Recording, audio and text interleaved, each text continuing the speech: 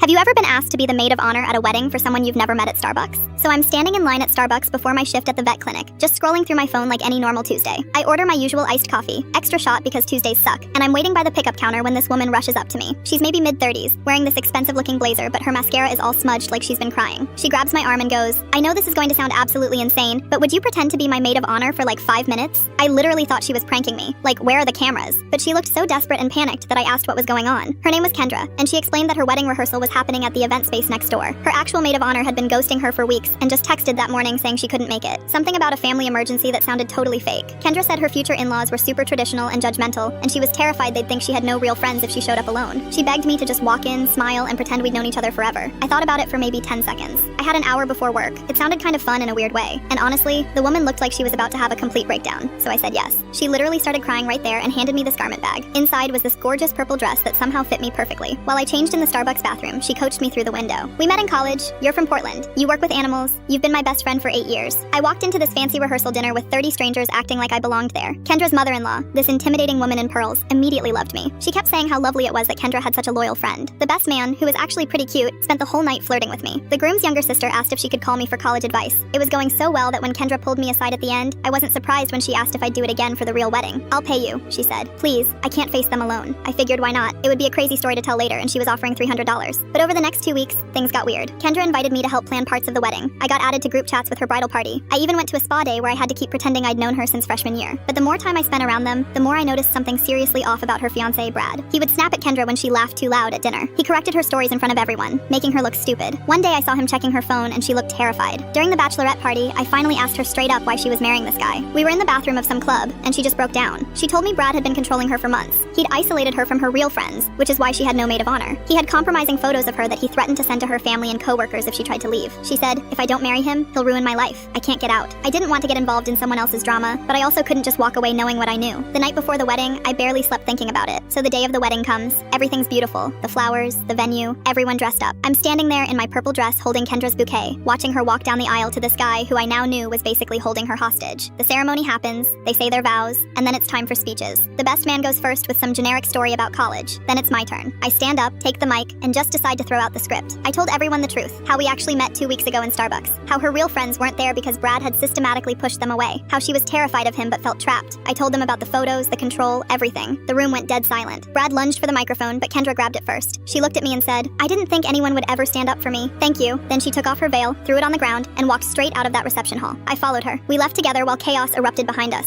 Turns out Brad tried to sue me for defamation, but it didn't stick because everything I said was true. Kendra moved back in with her parents and eventually got a restraining order.